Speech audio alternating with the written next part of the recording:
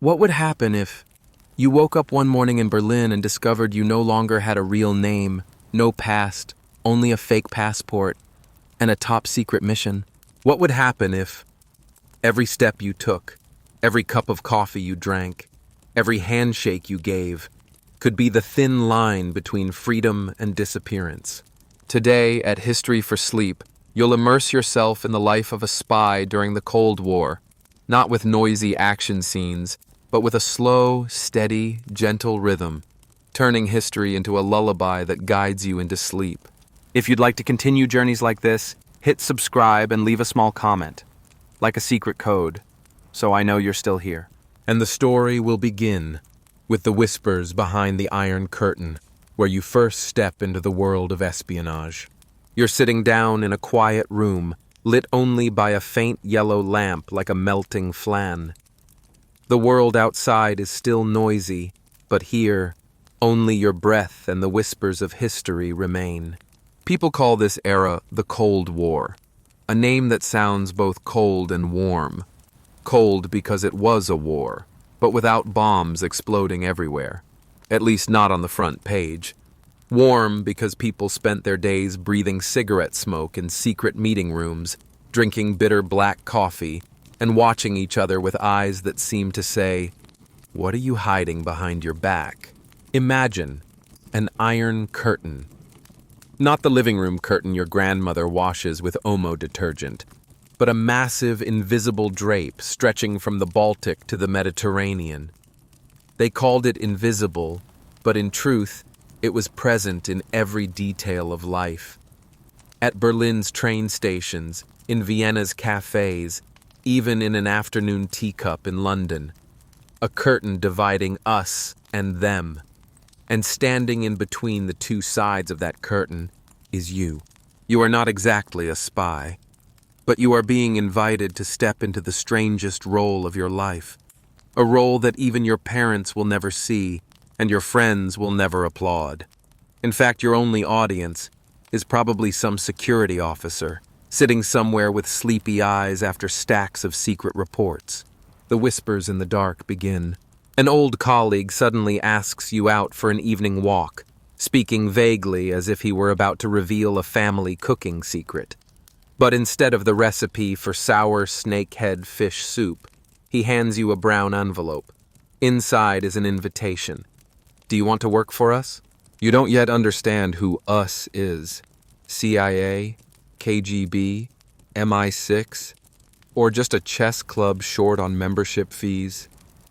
But the feeling inside you at that moment was as if you had just been invited to play a giant board game with rules so complicated you'd have to carry a dictionary.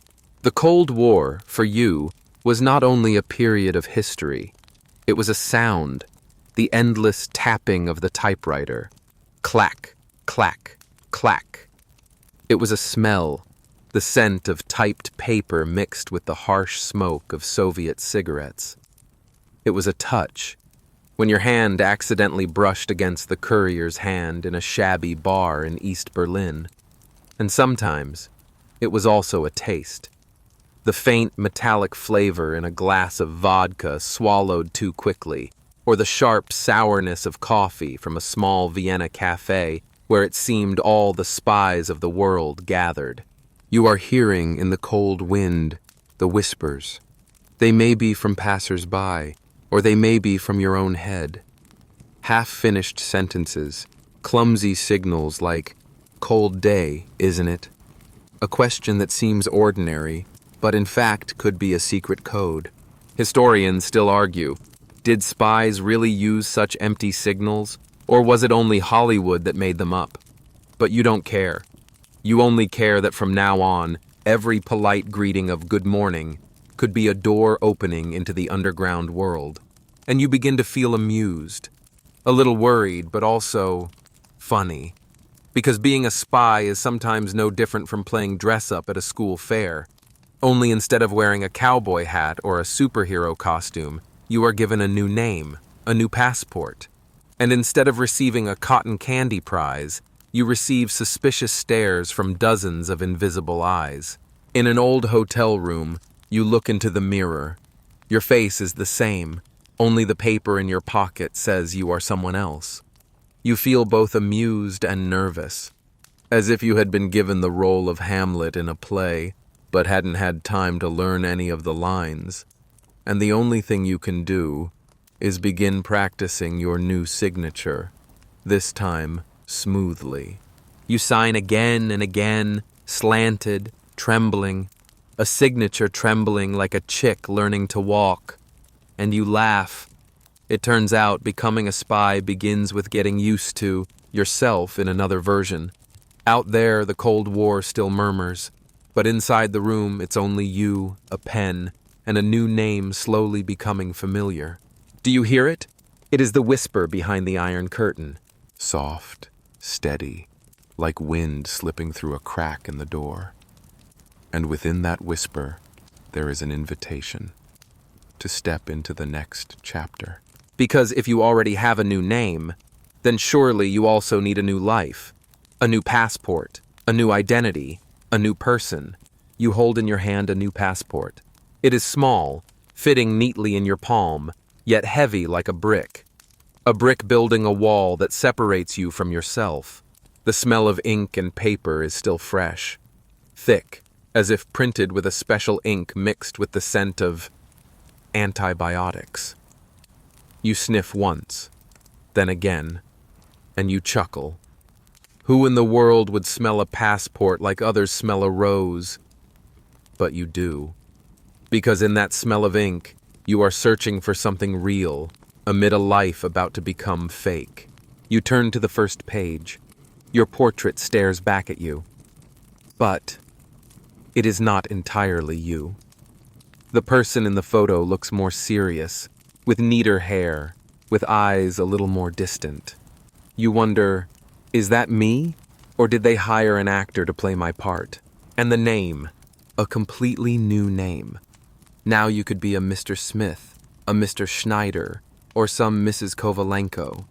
A name that feels like wearing a coat slightly too big in the shoulders. Unfamiliar, but something you might grow into. You practice saying it softly. Hello, I am. Then repeat it. At first it sounds stiff, like a student reading a memorized essay. But after a few times, it starts to roll more smoothly off your tongue, like a new song. Strange the first time, but soon your mind learns the melody. You face the mirror, trying to introduce yourself. Nice to meet you. Then smile lightly. You try again, this time adding a little shrug. You rehearse like an actor before opening night. In truth, how different are spies and actors? One stands on a stage, the other in a smoke-filled cafe. Both must remember their lines, and both fear the audience discovering they are pretending. You recall the practice of signing your new name earlier, the awkward strokes, the hesitant signature. Now, with the passport in your hand, you suddenly feel like a child receiving new notebooks at the start of the school year. The smell of paper, the ink of a pen, the thrill of writing the first line. You laugh. Being a spy is not so different from going to school, except that instead of being graded by the teacher, you might be questioned by the KGB. Historians still debate. Did spies truly love their fake passports, or did they see them only as tools? But to you, it feels like a pet, a secret cat.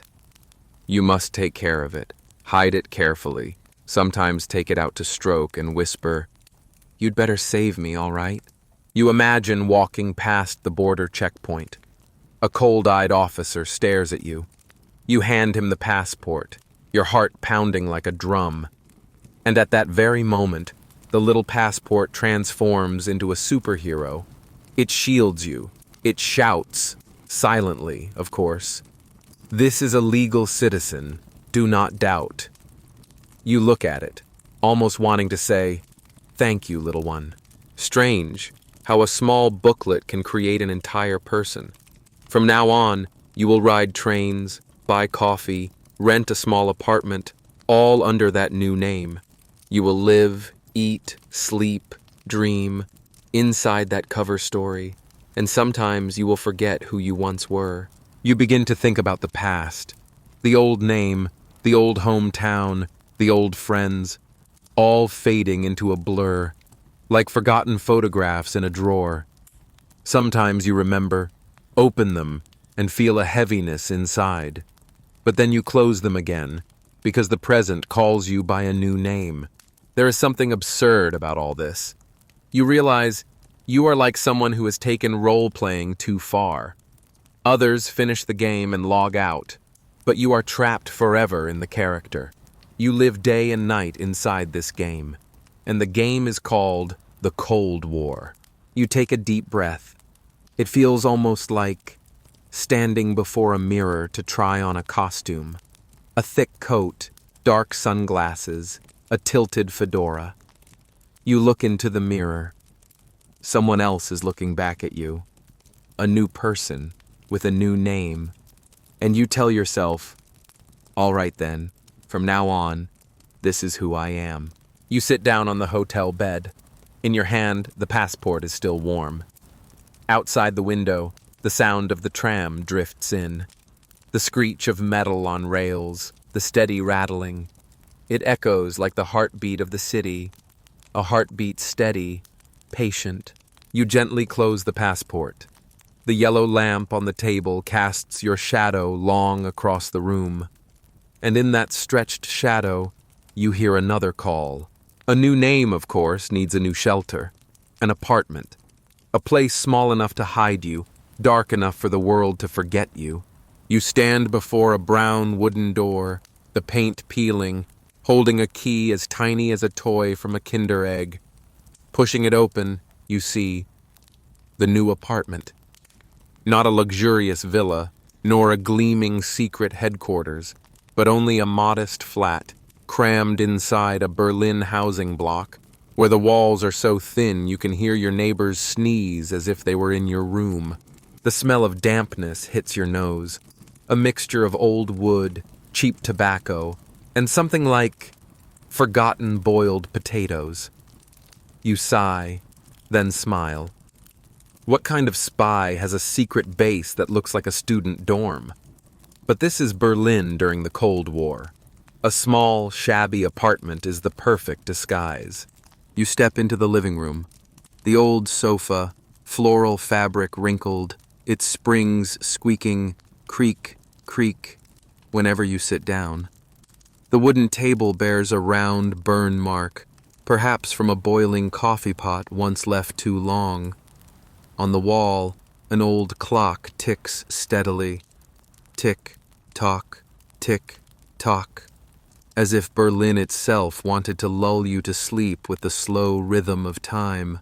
You try opening the window. Outside, a tram jingles by, its yellow lights flickering through the mist. Cold wind rushes in, carrying the scent of coal smoke and rye bread from a bakery near the station. You shiver, truly cold, but also truly alive. You wander around, checking every corner. The kitchen is tiny, barely enough space for a single gas burner and a groaning refrigerator. Inside, butter, a few potatoes, and a jar of pickles. A spy's menu, it seems, is no different from that of a poor student. You laugh. If James Bond saw this, he'd cry. The bedroom is simple to the point of bare. A stiff bed, a heavy blanket weighing down like the Urals themselves. Beside it, a rickety lamp casts a faint yellow glow, not enough to read by, but just enough to reveal the long crack running across the ceiling. Historians still debate. Did spies in Berlin truly live as lonely as in novels, or was that just a literary invention? But you feel it very clearly. The apartment is too quiet. The ticking clock, the drip-drip of pipes in the night, all blending into a strange lullaby. A lullaby with no words, only emptiness. You lie down, listening to your heartbeat. This tiny room from now on will be your stage. In the morning, you will step outside with a calm face, just another ordinary worker. In the evening, you will return, close the door, and become anonymous again. You suddenly think, being a spy is much like keeping a cat. By day, it wanders where everyone can see it, perfectly ordinary. By night, it slips back, leaving secret traces, a scratch on the sofa, a faint meow in the kitchen. And this apartment is that very lair, small, discreet, but full of secrets. You try opening the wooden cabinet by the door. Inside, a hidden compartment has already been carved out. There, you will keep microfilm, documents, or perhaps just a bar of chocolate to nibble on when bored. You tell yourself, a dangerous job, yes, but at least there's candy. In the evening, you sit at the desk, lamp lit. Outside, church bells ring faintly in the distance, mingling with the barking of dogs. You write a few lines with your left hand, because your right hand may still be too used to your old signature. The strokes look clumsy, like a child learning to write.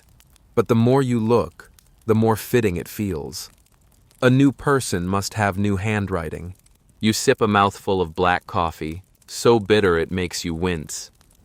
Berlin coffee is not sweet like in the movies. It is more like a warning. Stay awake. And you laugh. A spy lulled by coffee. What a paradox. Night falls. In the small apartment you sit quietly, listening to the city breathe. A city divided by a wall, yet still alive, still pulsing. You think, here, I am both someone and no one. Then the clock strikes 12, midnight. The chimes echo long, ringing through the apartment like a mysterious call. And you know, the small apartment is only a shelter. The real spy's life begins out there. You put on a thick coat, pull the hood over your head, and step out of the small apartment in Berlin. The city is asleep, or pretending to be. The yellow glow of the street lamps spills across the sidewalk in patches, forming light and dark like patches on an old blanket. The air is freezing. Each breath turns into white mist, dissolving like a secret spoken too soon, then fading away. Your footsteps strike the pavement. Clop, clop, echoing far too loudly in the stillness, until you feel the whole city must be listening. You pass through the park. Dry leaves crackle underfoot like crumpled paper. The damp smell of earth, the lingering coal smoke from some stove, all of it blending, wrapping around you. In the distance, an owl calls out, its echo sounding like a reminder. Be careful. Midnight is a strange time. Late enough to blur everything, yet early enough for secret lives to come out. You are going to a meeting. The courier. The one who holds the key to your role as a spy. You arrive at a stone bench in the park. A cold bench, with peeling paint. You sit down, pretending to be just a lonely soul out for a midnight walk. After all, who sits in a winter park unless they are heartbroken or waiting for a code? Your eyes scan around. The trees stand like silent spectators. The streetlight flickers in the wind. You hear footsteps approaching. Clop, clop, clop. Steady, neither fast nor slow, they arrive. A dark coat, a low-drawn hat. They sit down on the bench, exactly 3 bricks away. No direct glance, no greeting. Just stillness, like 2 strangers who happen to share the same bench. You whisper, barely audible. Cold night, isn't it? That is the signal. A phrase so simple, so silly you nearly have to stifle a laugh. Because who would choose the weather as a code, when in Berlin it is always cold? But that very absurdity makes it safe. They nod slightly, reply, but tomorrow may be warmer. And that is enough. The code matches. A tiny play has just been performed, its only audience the night itself. You extend your hand, not too fast, not too slow. So do they. 2 hands brush past each other, leaving behind a small object, a neatly wrapped packet. The handover takes only seconds. So quick that if anyone passed by, they would think you had merely brushed against one another. The packet now rests in your pocket, heavier than a sack of potatoes. You know what might be inside: documents, film reels, or perhaps only a few pages of old newspapers wrapped tightly to mislead. In this trade, there is always a trick prepared.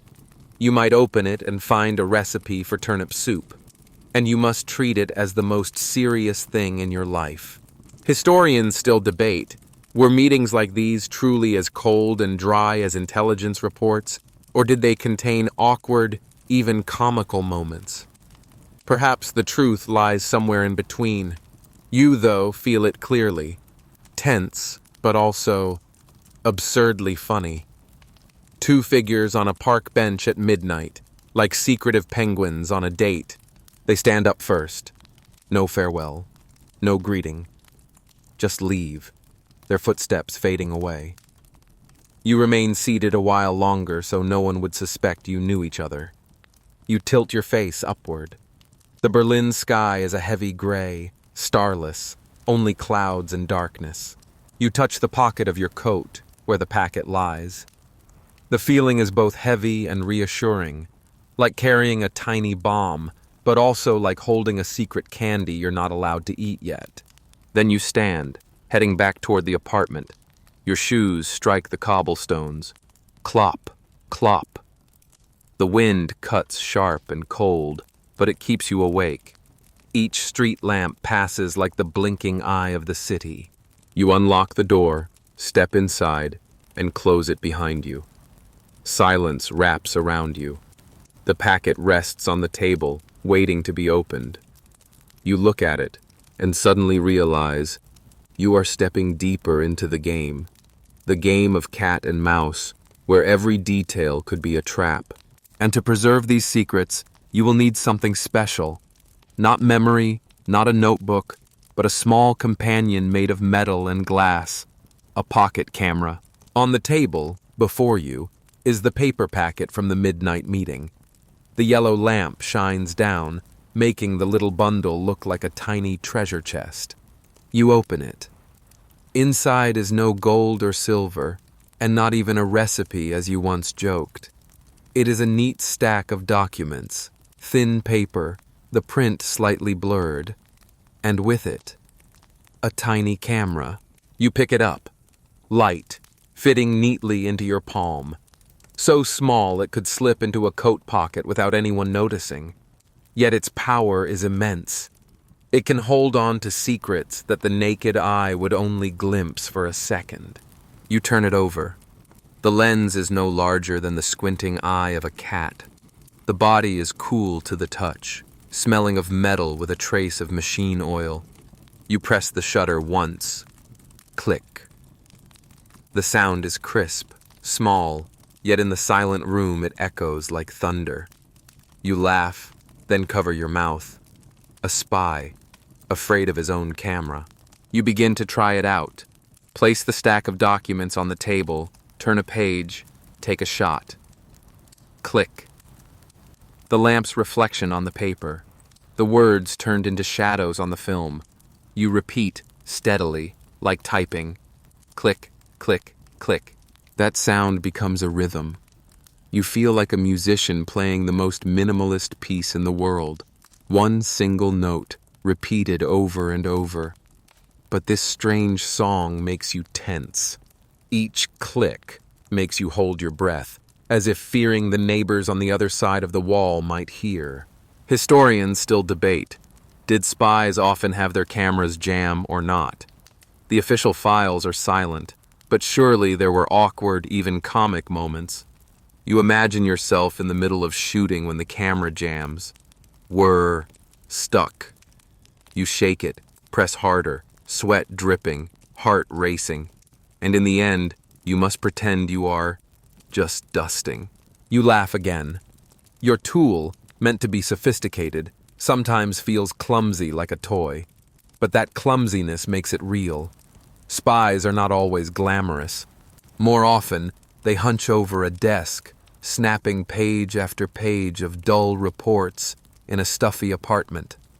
And secrets, it turns out, smell of old paper and sound like a faint click. You finish the stack. The camera feels warm in your hand. You blow on it gently, like on a tiny bird, then tuck it into its box, hiding it beneath a floorboard. Careful, patient. A small mistake could make you vanish from Berlin without a trace. You lean back in your chair, close your eyes, and hear in your mind the sound, click, click, click, like another clock in the room, a secret rhythm only you can hear. Outside the window, the wind rises. The tram rattles past again, its bell ringing like a signal. You think about next time. This camera will go with you into crowds, into cafes, onto the streets, among people who seem harmless. You will pretend to hold a book, a newspaper, but in truth, you'll be shooting. You imagine it. A Viennese cafe, perhaps. Cigarette smoke drifting, coffee cups steaming, spoons clinking against porcelain, people laughing, debating politics, football, philosophy.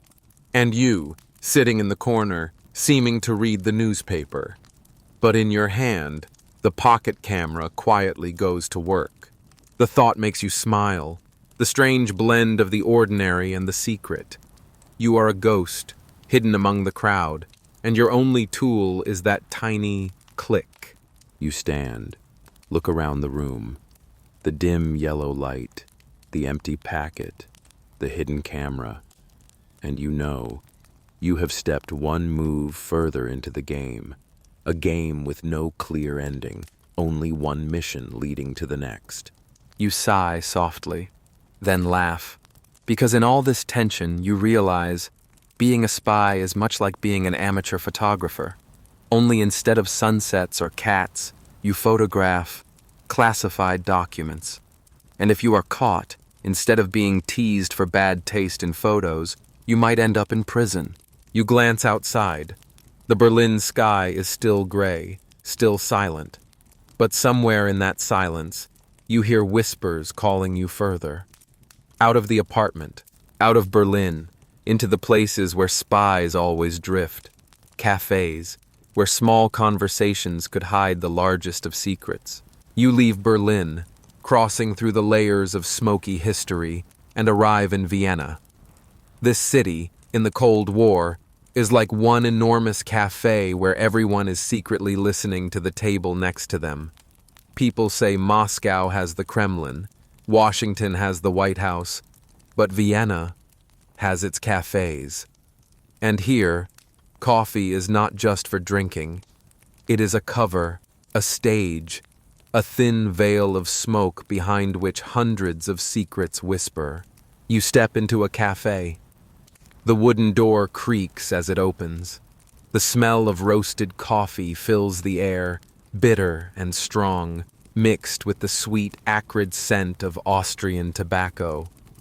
Inside, warm yellow light spills onto round tables covered with white cloths. The sound of spoons clinking against cups rings constantly, like a tiny orchestra rehearsing. You choose a table near the window. Sit down, settle your coat naturally, and place the newspaper on the table. Everything must look ordinary. But ordinary is the strangest disguise of all, because anyone in this cafe might be doing the very same thing. You order a melange. When it arrives, the creamy foam crowns the cup, steam rising warmly. You take a sip. Bitter at first, then gently sweet. Viennese coffee tastes like secrets, hard to swallow at first, but if you get used to it, strangely addictive. You glance around. At the table near the counter, a man is reading a newspaper, but his eyes keep lifting toward the mirror on the wall. In the far corner, a woman stirs her coffee so slowly you suspect she is counting seconds, not dissolving sugar. Near the door, two men in black suits are speaking quietly, too quietly for any normal conversation. Historians still debate. Were Vienna's cafes truly as full of spies as legend suggests?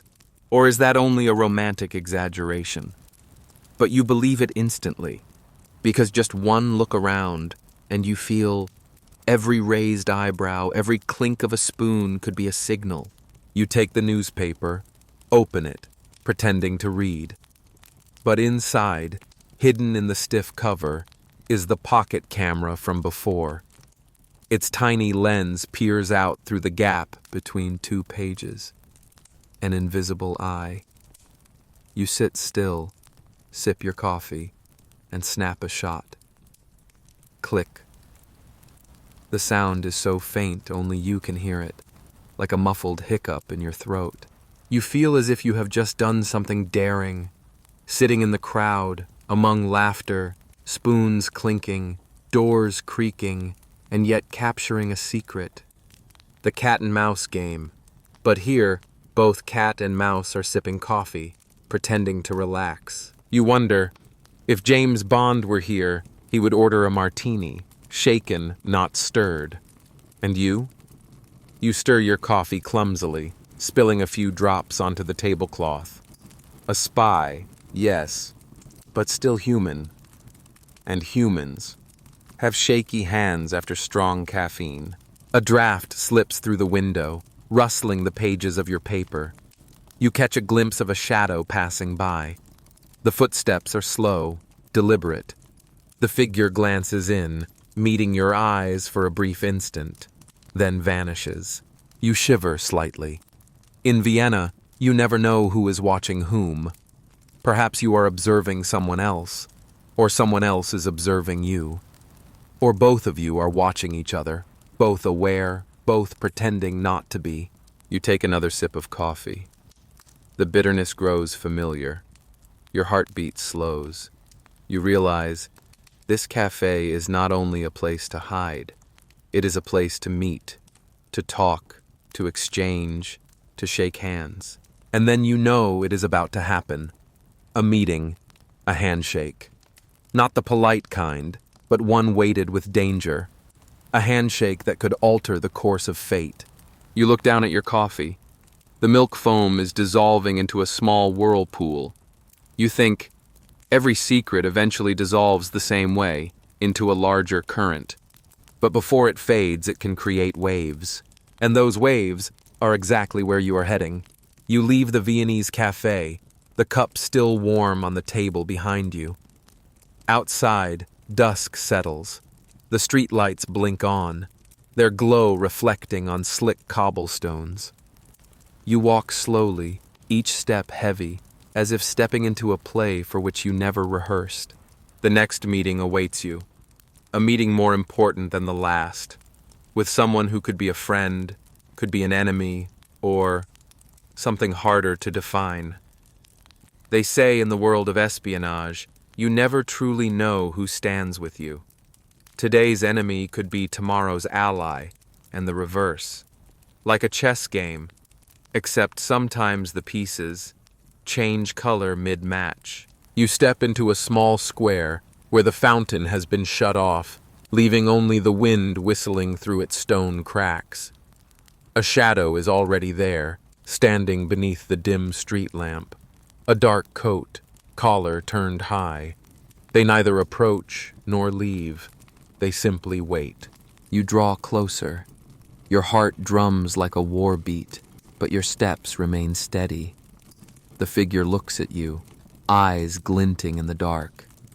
Not cold, not warm, simply the eyes of someone long practiced at hiding feeling. The moment comes. You extend your hand. They do the same. Two hands meet. A firm squeeze. The handshake seemed ordinary, but to you, it felt like touching a live wire. A light current ran down your spine. Sweat dampened your palm. You tried to smile, but your lips trembled, as if you had just drunk coffee that was far too strong. You realized this was not just a social gesture. It was a test, a small play, where both of you had to perform convincingly. Too firm, and you revealed suspicion. Too weak, and you revealed fear. It had to be just right. Warm enough, distant enough. Historians still debate. Did spies truly spend so much time analyzing a handshake, or is that a flourish invented by novelists for drama? But you know well, a handshake can decide everything. It is a silent contract, a sign of agreement, or a hidden warning. You notice a small detail. The other's hand is slightly rough, a callus on the thumb. Someone who has held a gun, or at least practiced with one. A faint smell of tobacco, the familiar smoke of long nights filled with schemes. The grip lasts only a few seconds, but each second weighs as heavy as a classified report. You speak softly, almost a whisper. "It's late." They answer, voice hoarse. But not too late. And that is all. A conversation so short it could be mistaken for two people discussing train schedules. Yet inside, it holds a meaning only the two of you understand. You release the hand. The feeling lingers. You study their face, trying to read each line. Is this an enemy smiling, or an ally pretending to be cold? You cannot be sure. And perhaps you don't need to be. In this game, ambiguity is the rule. You think of James Bond. In the films, he would shake hands with a charming smile, then instantly flip his opponent into a fight. And you? You simply try to keep your hand steady, hoping it isn't too cold. Real spies, it turns out, are far clumsier. The figure gives a slight nod, then walks away, vanishing into the shadows of a narrow street. You stand still for a moment. The Vienna sky is starless, only clouds. The wind blows, leaves scrape underfoot. You feel as though you have just shaken hands with a shadow that can speak. You return to the temporary apartment. Sit down, looking at your own hand. The grip still echoes. It reminds you that the line between friend and foe is as thin as the sheet of paper in your pocket. A sheet that can decide freedom or prison, life or disappearance. You switch on the lamp. The room brightens, but not enough to scatter the ambiguity inside you. You hear, somewhere in memory, a faint whisper. Not from the person you met, but from somewhere else. A voice recorded, steady, emotionless, as if reading out an endless string of numbers. You realize it is time to listen to the tapes. The cryptic messages broadcast from radios, from recorders, from the void of the Cold War. In the silent room, you place an old tape recorder on the table. Heavy, its metal case scratched, its buttons slightly loose. The faint smell of burnt plastic, as if it had lived a harsher life than you. You press the button.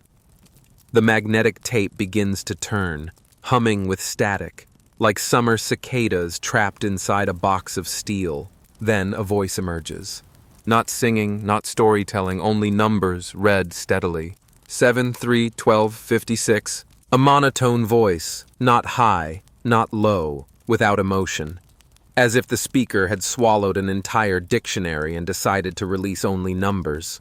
You sit still, listening. Each number drops like water from a leaking tap.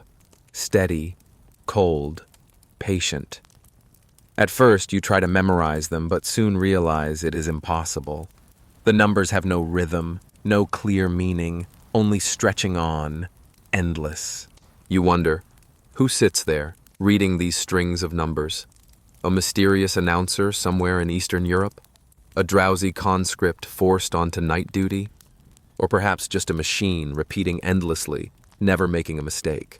Historians still debate, how effective were the numbers stations really? Yet in the Cold War, they were used to transmit orders to spies across the world. A few simple sequences, read in a flat tone, could carry a plan powerful enough to shake governments. And the strange thing was, everything was hidden inside monotony. You tilt your head, listening on. The longer you hear, the more hypnotic it feels. The steady voice makes you sleepy, like being lulled to sleep by mathematics. If you played these tapes for crying children at night, they might fall asleep instantly, or grow up to be cryptographers. You try repeating it, 7, 3, 12, then forget it once. Your mind refuses to hold it. But perhaps forgetting is safer, because if you remember, You might be accused of carrying secrets. And if you forget, you are just a random listener. You take a notebook, scribble a few numbers. The writing wobbles, the ink smudges, looking more like a failed recipe than a code. But to someone who understands, it might be an order. Change location, make contact, pick up the package. A recipe for life and death, hidden in clumsy lines. You rewind the tape, play it again. The same voice, the same numbers. As if time itself had stopped. Only the tape spools spin, buzzing faintly, repeating. You touch the recorder, feel its faint vibration against your skin, like a metallic heartbeat. You remember something from childhood, pressing your ear to a seashell to hear a fake ocean. Now, you press your ear to the tape, hearing real secrets. Secrets dull, but dangerous. You think, espionage is a strange profession. Others listen to Mozart. You listen to someone read 7, 3, 12. Others collect vinyl records. You collect reels filled only with numbers. At a karaoke party, perhaps you could only sing this endless string. You play the tape to the end. Click. The spool stops. The room falls silent. A heavy silence, as if a secret door had just closed. You sit there, hearing only the clock tick and the wind outside the window. You place the tape into a wooden box. Lock it. Inside, you feel both relief and unease. Because each time you listen, you know you are holding a fragment of the greater game, but that fragment never makes a full picture. You sigh. Switch the light back on. Step to the window. Look out at the city. And there it is. The Berlin Wall, looming in the fog. A wall that needs no broadcast, no code. It is a message by itself. Division, control, boundary. And that is where you must go. You step outside, and the city of Berlin rises from the thick mist. Not the romantic haze of an oil painting, but a dense, clammy fog, sticking to your skin like a wet blanket. You breathe in and smell coal smoke, rusty metal, and the cabbage soup drifting from some kitchen. In front of you, the Berlin Wall looms, a strip of gray concrete, cold and bare, stretching farther than your eyes can follow. No decoration, no ornament, only plain, rough, and enough to split a city, a world. You walk closer. The wall towers above, barbed wire strung across its top. Floodlights turn slowly, sweeping harsh white beams through the fog. The light falls on you, making you feel as if you are inside a giant fish tank. Yourself, the fish under watch. The barking of guard dogs echoes. Woof, woof, sharp, dry, carrying far. You shiver. Not because of the dogs, but because you know behind each bark is a soldier holding a gun, ready to shoot anyone crossing the line. You touch the surface of the wall. Icy, rough. The concrete cracked, moss growing in its seams. On it, some graffiti, hastily scrawled, Freiheit. Freedom. A trembling word, the paint flaking, yet still screaming silently. You close your eyes. In the silence, you can hear the city breathing. One half on this side, one half on the other. Two rhythms, never meeting again. Historians still debate. Was the Berlin Wall a shield of protection or a prison without end? But you don't need theory. You feel the weight immediately, like a heavy blanket pressing down on your chest. It does not let you breathe freely. You imagine, if James Bond were here, he would vault the wall, swing on a rope, or ram a tank straight through. And you? You just stand, sniffling in the fog, trying to wipe your nose discreetly. Real spies are often not heroic, just people looking for tissues. You sit on the steps near the wall. The cold seeps into your clothes. You take a notebook from your bag, write a few lines. But the letters wobble, ink smears in the damp air. You laugh. Even a spy's diary turns into an accidental watercolor. You look up. A floodlight sweeps across, leaving a white streak through the mist. For an instant, you glimpse a shadow on the other side of the wall, just a blurred figure, passing, then gone. Guard or civilian, you cannot tell. But in that moment, you see clearly. Life exists there too, with breath, with footsteps. Trapped, but alive. You inhale deeply. The cold cuts into your lungs. You understand. The wall does not only block people from crossing, it imprisons faith, hope, and the secrets you carry. You rise, look once more at the gray slab, then turn away. Your shadow stretches in the fog like a faint question mark. And as you walk, you feel it. Someone is watching. Invisible eyes, invisible steps. A familiar game, cat and mouse, where you never know which you are. You leave the Berlin Wall, enter a narrow street, cobblestones slick with damp. The fog still wraps the city, stretching the yellow light of lampposts into halos of failing bulbs. Your footsteps sound, clop, clop, louder than usual, as if the ground itself wants to betray you. And then, another sound. Footsteps. Not fast, not slow, just a few seconds behind. Clop, clop. Not yours. You slow, they slow, you speed up, they speed up.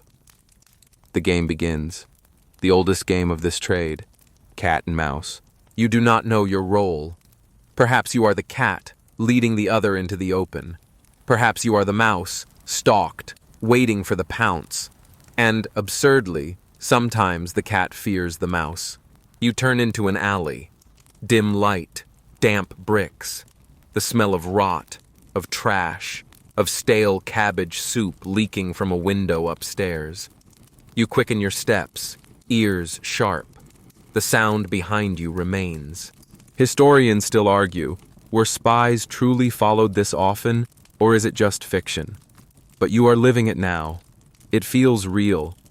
Fear spreads, raising each hair on your skin. You test a trick. Stop. Bend to tie a shoelace. The steps stop too. Silence thickens, heavy as the wall. You smile bitterly. Yes, someone is with you, though never closing in. You rise and walk on. In your mind, James Bond appears. If it were him, this is when he would turn, punch, and deliver a witty line. And you? You just hope your shoes don't squeak too loudly, and that your laces stay tied. You change rhythm, turn into a busier square. Music drifts from a tavern, laughter mingling with clinking glasses. The crowd muffles your steps. Yet in the shop window's reflection, you glimpse it, your shadow, and another, faint, behind. You wonder, who is it? An East German security officer? A colleague testing you? Or just a tired man from the market, by accident caught in your play? That is the curse, you never know. Suspicion becomes your closest companion. You stop before a luggage shop. In the glass, neat rows of shining suitcases wait. You stare, thinking of the mission ahead. A case, ordinary outside, could hold an entire world, documents, devices, even survival. The footsteps behind you stop. You do not turn. In the glass, you see the shadow standing still, far, unmoving like stone. Then, as you step forward, it blends into the crowd. Vanished. You exhale. A long breath, like surfacing from underwater.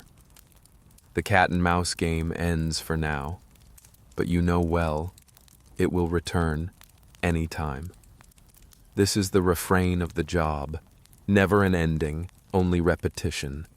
You return to the apartment. Switch on the lamp. Yellow light spills onto the old wooden table. Everything looks ordinary, but your heart still beats fast. You pour a glass of water, drink slowly, trying to swallow the fear. You look back at the suitcase display, and you understand. The cat and mouse game was only the beginning. The harder task lies ahead, carrying a suitcase heavier than it should be, pretending to be calm among the crowd, while inside is a secret that could shatter the game. You stand before the mirror, adjusting your coat. In your hand is a suitcase. It looks ordinary, brown, leather-trimmed, silver locks. But the feeling is not. It is heavy. Not heavy enough to break your arm, but heavier than a suitcase meant only for clothes. The weight is not just in matter, but in the secret within. You lift it. Your hand strains. The handle presses into your skin. A small clack sounds inside, startling you. No one likes hearing a suitcase clack when they know it isn't full of clothes. You swallow dryly, breathe deep, then smile to reassure yourself. Maybe just a loose lock, or destiny ringing a bell. You leave the apartment. On the stairs, each step echoes with the faint knock of the suitcase. Thud, clack, thud, clack. A clumsy tune. You imagine the neighbors opening their doors, seeing you. They would only think, "Ah, he must be traveling for work." But in your head, each clack announces, "Hello, I am a spy, and I'm carrying secrets." You step onto the street. Berlin remains gray, damp, wrapped in fog. The tram rattles by, its bell ringing. Few people pass. You walk quickly, trying to blend in. With the suitcase in hand, you suddenly realize your posture is stiff. Everyone else walks loose, only you move as though holding a miniature bomb. You switch hands, suitcase on the left. But soon the left grows sore. You change to the right. A true spy should stroll as if carrying a cake for an aunt. You, instead, look like someone who doesn't know how to carry their groceries. You laugh quietly. Spies, sometimes, resemble first-time shoppers more than heroes. You stop at the tram stop. A small crowd waits. You join them, suitcase close to your leg. Metal grinds on rails. The carriage rattles hard. The suitcase vibrates. Clack, clack. You sense the eyes of someone beside you. Or is it only your imagination? In this world, illusions matter as much as truths. Historians still argue, did spies truly feel so nervous carrying a suitcase, or were they trained to indifference? But you know, indifference is impossible.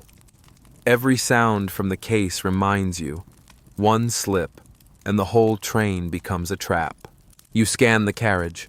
An old woman holding a basket of bread. A man reading a newspaper, the paper trembling with the motion. A boy yawning. Everything ordinary. But you see danger in each. That newspaper might hide a camera. That basket might hide surveillance. And the boy, well, perhaps just a real yawn. You leave the train, step back into the street. The suitcase feels heavier, as though it knows you near the meeting point. You change how you carry it, now dragging on its little wheels.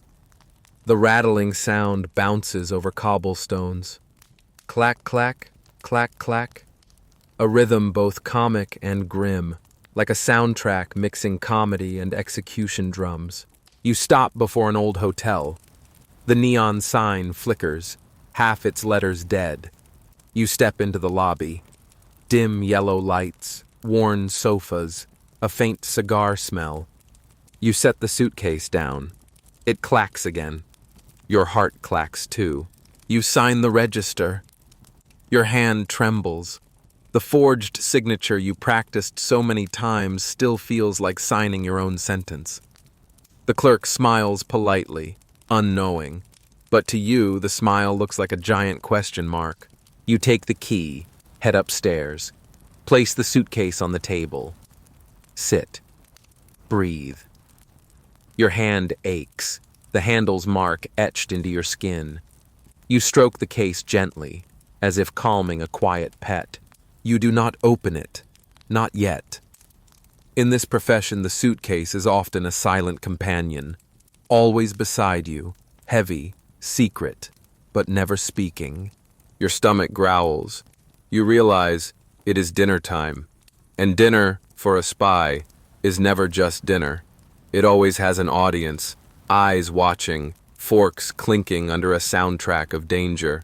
You sit at a table draped with a white cloth in a small Berlin restaurant. The hanging lamp glows warm gold, dim enough to hide a wink, bright enough for knives and forks to flash like tiny swords. The sounds flow steady, the slice of knives, shk, forks tapping, clink, spoons stirring soup, tick, tick.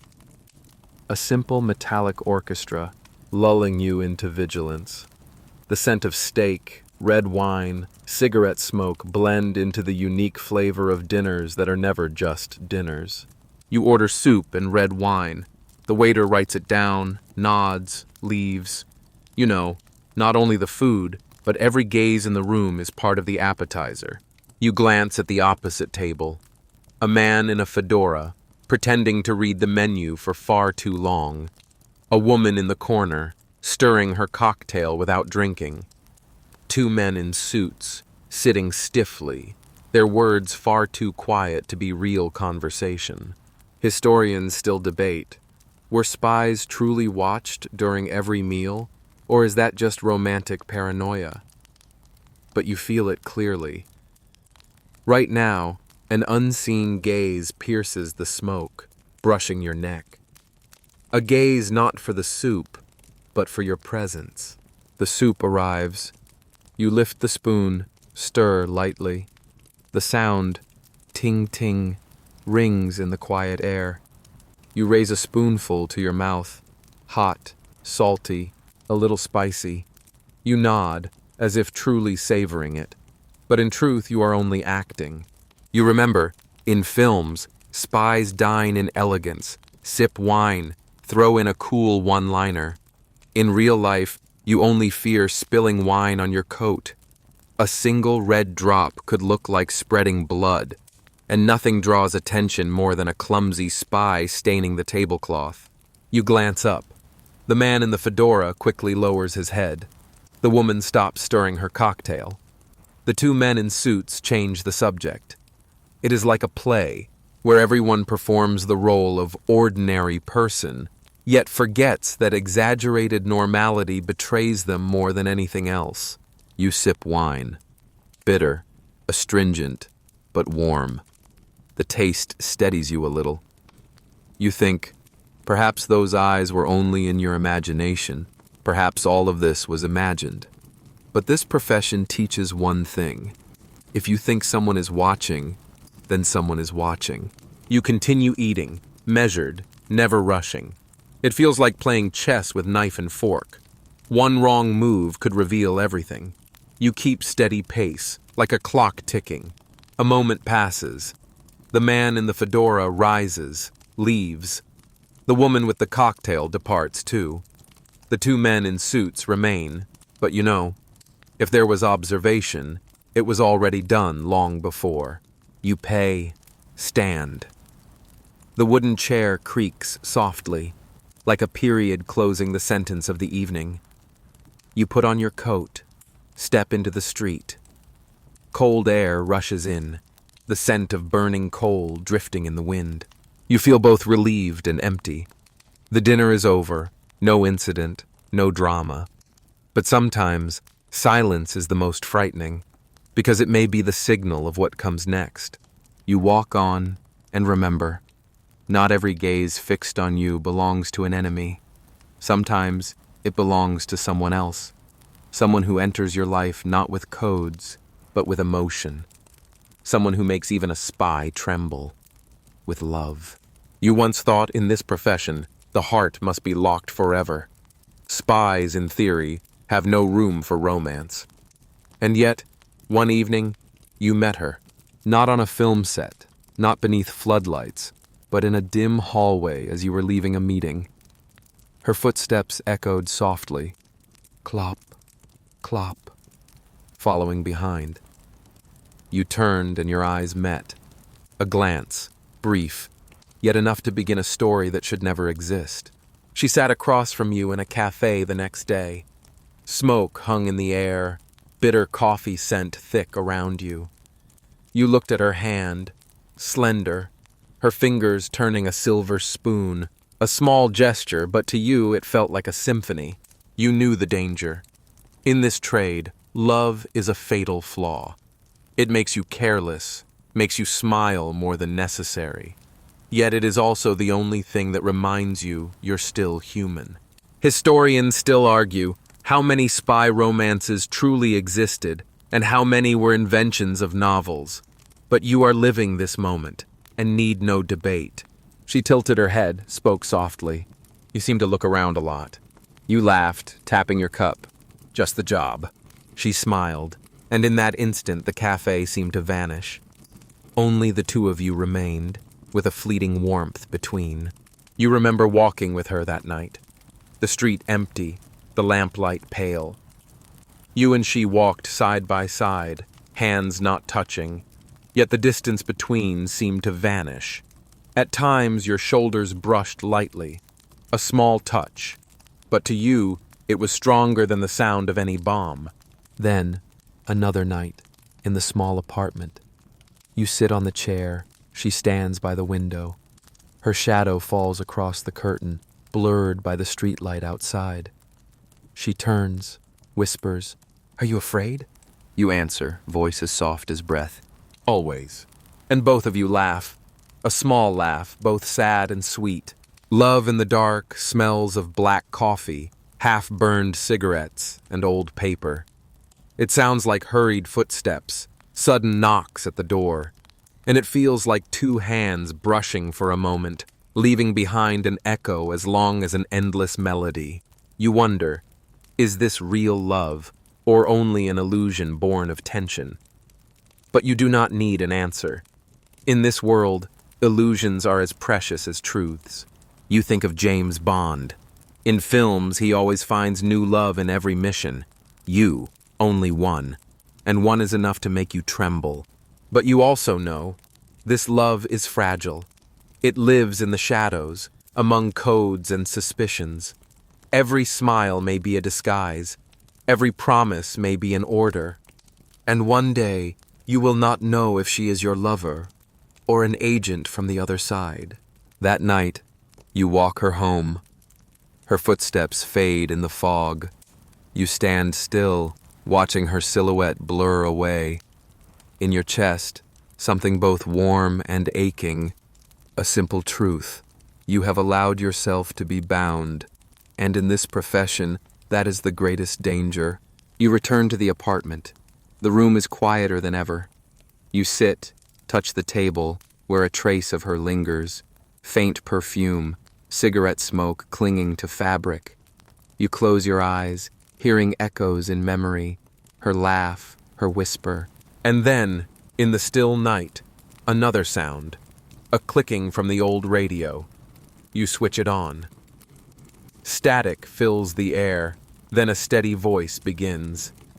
Not her voice, but the voice of numbers. A strange broadcast, the underground world intruding on your fragile moment. You realize love may let you forget the game for a while, but the game never forgets you. You sit in the small apartment, lights off, only faint glow from the window. Outside, Berlin lies silent, broken only by a distant car or a barking dog. You turn the dial of the old radio. It crackles, static rushing like a metallic sea. Then, within the static, a voice emerges. Not music, not news, just a dry, steady voice reading numbers. 3, 17, 42, 6. Each number falls into space like a stone dropped into a dark pond. No ripples, only sinking. You close your eyes, listening. The monotony makes you both tense and drowsy. If there were a lullaby contest sung in mathematics, this broadcast would win first prize. You open your notebook, jot down a few numbers. The letters shake, ink smears. Looking back, they resemble a recipe for turnip soup more than a top-secret code. Yet these dull digits might command a prisoner exchange, or alter the fate of someone thousands of miles away. Historians still debate, how exactly were these numbers stations operated? Who read the numbers? And did they feel as sleepy as you do now? But sleepy or not, you must listen. Because sometimes just one unusual sequence is the signal that changes everything. You lean back in the chair. The radio drones, layered over the ticking clock. Two rhythms overlapping, like a strange minimalist symphony. Your eyelids grow heavy, and in your mind, the numbers become a marching crowd, stepping in perfect unison. You chuckle softly. If you told anyone you once dozed off while listening to secret broadcasts, they would think you were joking. But it is the truth. Spies are not always dramatic. Often you simply sit for hours listening to a radio reading numbers, struggling not to fall asleep and miss the important part. You turn the radio knob. The signal shifts slightly. Another voice comes through, higher pitched, yet still monotonous. 5927.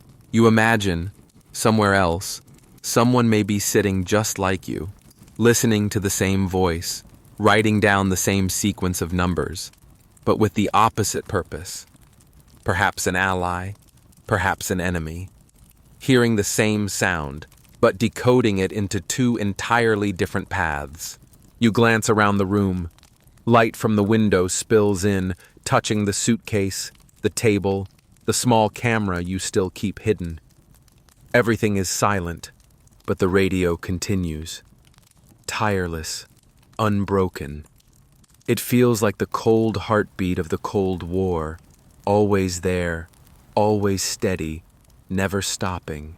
You sigh, switch off the radio. The static dies. The room sinks into heavy silence. Yet in your mind, the numbers still echo. You feel as if you had swallowed a reel of tape and now your brain is playing it back. You lie down on the bed, the blanket heavy as concrete. You pull it over you, hearing the fabric rustle.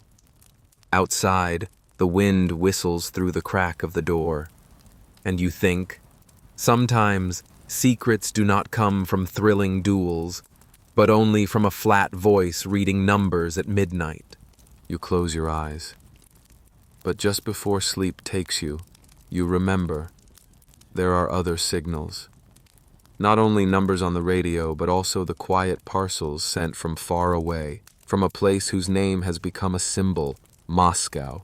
On a cold morning, you open the apartment door and find a parcel at your feet. Brown paper, tied with twine, looking no different from an ordinary bundle of dried potatoes or black bread. But any package from Moscow carries more weight than it shows. Heavy with secrets. You bend, lift it. Compact, firm, just enough to fit in one hand. The smell of brown paper, the dry scent of twine. Held closer, you catch the ink's tang, and faintly, cigarette smoke. Perhaps someone far away, in a cramped room filled with smoke, had wrapped this for you. You place it on the table. A razor blade cuts through the paper. The sound, shk, makes your skin prickle, as though tearing silence apart. Inside, a small wooden box, smooth surface, faint scent of pine. You open it. Inside, documents neatly stacked. Some photographs, a few microfilm reels, and a handwritten note. The script slants firmly, strokes sharp. You look at them, and it feels as if you are staring straight into the voice of the sender. A voice that traveled thousands of kilometers, across walls, across borders, to land on your table. You pick up a photograph, blurry, hastily taken, yet clear enough to show faces, words on signboards, metal doors. Your back chills. Each picture holds a story, and that story now rests in your hands. You turn to the microfilm, tiny, fragile, tightly wound. You place it into the viewer, switch on the light. Images bloom in black and white, letters minuscule. You read, not like a report, but like fragments of a vast puzzle. Every word, every number, could change the fate of an entire city. Historians still argue, were such packages truly decisive in shaping events, or just small fragments in the ocean of information? But you don't dwell on it. For you, just touching them is enough to quicken your pulse. You look at the handwritten page. The script is sharp, cold, but tilts at times, as if written hurriedly under dim light. The message is not long, only a few instructions, a few codes. Yet handwriting always carries something human. You imagine the sender, another spy in Moscow, hunched back, dark circles under tired eyes, hand trembling as he writes, glancing at the window as he does. You sigh. This package holds not only information, it holds a fragment of soul from the other side. A reminder, you are not alone in this game. But at the same time, a warning, everything you hold could betray you at any moment.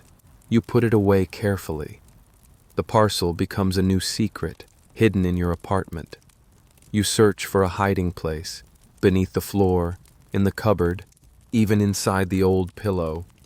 Each hiding spot has flaws, and you feel like a child stashing candy. Except this candy could explode. You sit back in your chair, the wooden box closed. Your heart still beats fast. You sip black coffee, bitter and sharp, to steady yourself. Coffee and secrets, the two things you consume most in this life. You wonder, will this package ever reach the right person? Or will it be intercepted, opened, read, and then returned as if it had never been sent? Trust, in this game, is as fragile as wrapping paper. One tear, and everything is exposed. Outside the window, the fog thickens. Yellow lights blur. You see a shadow pass, then vanish. Instinctively, you clutch the parcel tighter. It feels as though the whole world is waiting for it to slip from your hands. And in that moment, you wonder, what would happen if one day a secret leaked? A single line exposed, a roll of film misplaced. Then no suitcase, no radio, no parcel could save you. You wake in the middle of the night, in your small apartment. No loud noise, only a strange feeling. The silence has shifted, become unnatural. You switch on the lamp, glance around. Everything is as it was. The wooden table, the creaky chair, the hidden suitcase. Yet inside you, something has changed. You open the cupboard, check the Moscow parcel. It is still there, the wooden box shut tight. But you notice one small detail. The twine around it has been twisted differently. No one but you should have touched it. But clearly, someone has. You sit down, the air suddenly thick. A secret has leaked. You don't know how, you don't know to whom, but you know, the safe line has been punctured. You think of the historians who still debate how many spies were exposed because of the smallest slip. A wrong signature, a phone call too long, a conversation that seemed harmless. And you realize you are no different. One changed knot, and the entire world around you becomes suspicious. You step onto the balcony. The night wind cuts cold, smelling of coal smoke and damp fog.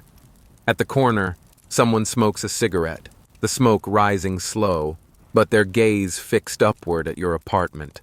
Perhaps just an illusion, perhaps just an insomniac. But in this trade, every glance becomes a warning. You return to the table, switch on the lamp. Yellow light spills over the papers. You check each detail. Photographs? Still there. Microfilm? Intact. The handwritten note? Present. But you cannot be sure the content hasn't been copied. A secret is like a mirror. Once someone has looked, it is no longer whole. You sip bitter coffee.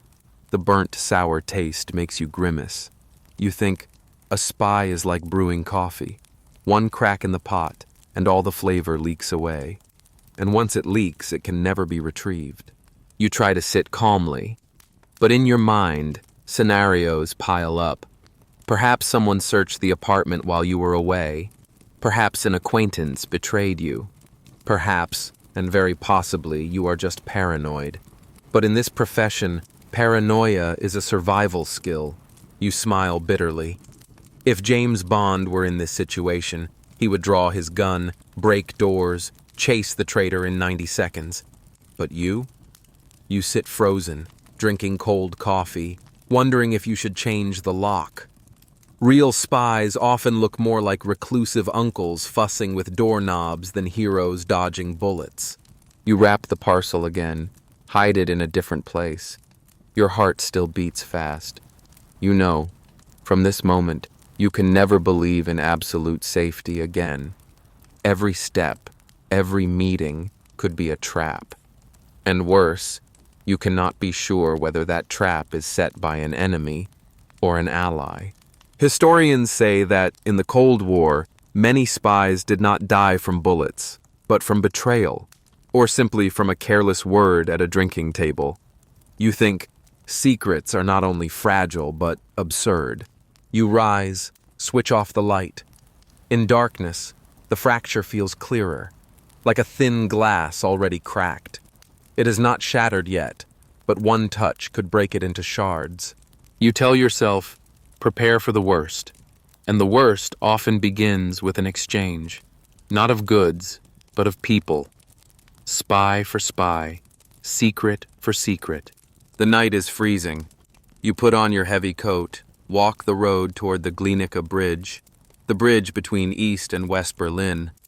People call it the Bridge of Spies, not because spies like to fish there, but because it witnessed silent exchanges, where one life was traded for another. You approach. Fog drapes thick, floodlights sweep across, tearing darkness into white streaks. Beneath your feet, the bridge is damp, the wind from the Havel River carrying the metallic chill of rusted iron. At the far end, a group waits. Their silhouettes blur in the mist, but their stance is rigid, like walking statues. On your side, the same. All stand silent, only the sound of shoes striking steel. Clop, clop. Each step a drumbeat for a tense performance no one dares to sing. You stop at the middle. The space here feels like neutral ground, a narrow stage where both sides play the same play. The other side halts too. Two groups face each other, eyes piercing through fog, searching unspoken secrets. Then, the prisoner emerges. A gaunt man, eyes sunken, wrists chained. Light casts across his hollowed face, making him look like a living statue, exhausted, yet proud. From the opposite side, another prisoner appears, weary in form, yet his eyes still bright, as if knowing he is but a pawn in this game, yet a pawn worth bargaining for. The waiting stretches on. No one speaks. Only the wind whistles through the bridge's gaps. Only the river laps quietly at the shore. You hear your heart beating, steady but strong, as if it too wanted to join the negotiation. Historians still argue. Were these exchanges truly suffocatingly tense, or were they more often just dull rituals, each side eager to finish and go home for dinner? But you, standing in the middle of the bridge, feel it clearly. The silence here weighs like an entire building pressing on your shoulders. A signal comes, just a nod, and the prisoners begin to walk, slowly, step by step, across the neutral zone. At the center of the bridge, they pass each other. No words, no glances, just walking, like two ghosts trading places. You watch the scene, and suddenly you laugh inside. The whole world in tension, governments arguing, spies bleeding, all so that, in the end, two men quietly pass each other, like strangers lost in a morning park. Yet you know well, behind that simplicity lies an entire chess game. Every step is calculated, every glance remembered. And each side, once they reclaim their man, will exhale in relief, or hide disappointment, but pretend to be satisfied. The gaunt man approaches you. The shackles are removed. He blinks, as if unable to believe he is truly free.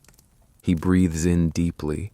The fog, the river wind, the rusted iron, all becoming the taste of freedom. His eyes glisten, not with joy, but with exhaustion mixed with release. The exchange ends. No gunfire, no shouting, only the sound of shoes fading on steel and the wind still whispering. The curtain falls, but no one claps. You turn away, begin to walk. In your heart, an emptiness.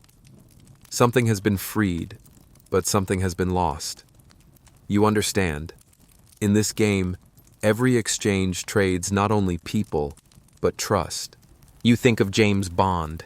If this were film, there would be a shootout, a chase, and a sharp line of dialogue. But you feel only tired, cold, and a little hungry. Real spies don't fire guns. They mostly shiver in thick coats, waiting for a silent negotiation to end. You leave the bridge. The yellow glow of the city emerges. But inside, you know, this is one of the last times. The game is closing. The secrets, the meetings, the parcels, all are drawing to an end. And at the end of this road, there will only be a farewell. A farewell behind the iron curtain, soft, hazy, as if all of it had been only a dream. You sit alone in the old room, where every story once began. The same wooden table, the same creaky chair, the same yellow lamp casting blotchy circles of light. But this time no parcel, no suitcase, no code. Only you and silence. Outside, the world has changed. The Cold War closes like a thick book, the sound of its page turning faint. The Berlin Wall collapses, concrete dust rising into the air. People once divided run to embrace, crying, laughing, singing. You watch on an old television screen, seeing everything, and it feels as if you are watching a play in which you no longer have a role. You step onto the street. Berlin no longer holds suspicious glances in the dark. No more cat and mouse games on cobblestones. Only crowds with hammers and pickaxes chipping away at the wall. The clang of blows, clack, clack, rings steady, like the heartbeat of a city waking from a long sleep. You walk closer. Lay your hand on a chunk of mottled concrete, rough, cold, but different now. It is no longer a barrier, but a relic, a gray fragment soon to be sold as a souvenir. You chuckle softly.